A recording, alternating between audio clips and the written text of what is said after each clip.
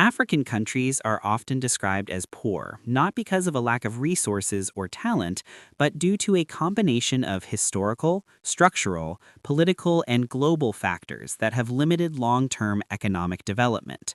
Africa is extremely diverse, so these reasons do not apply equally to every country, but common patterns help explain why many nations struggle. One major reason is the legacy of colonialism. During colonial rule, African economies were designed to extract raw materials such as minerals, oil, cocoa, or coffee for foreign benefit rather than to build local industries.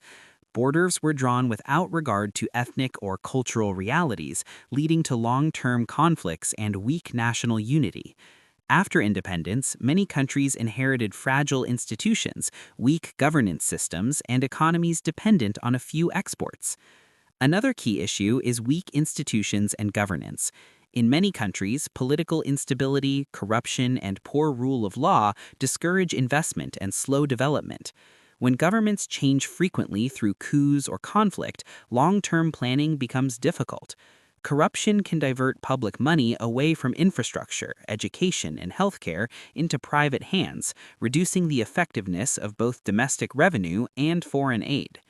Many African economies also rely heavily on primary commodities rather than manufacturing or technology. Commodity prices fluctuate widely, so when global prices fall, government revenue collapses. Because little value is added locally, countries earn far less than they could from finished goods.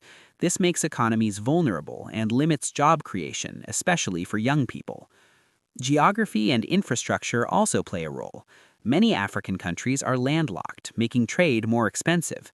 Poor roads, ports, electricity supply, and internet access increase business costs and reduce competitiveness.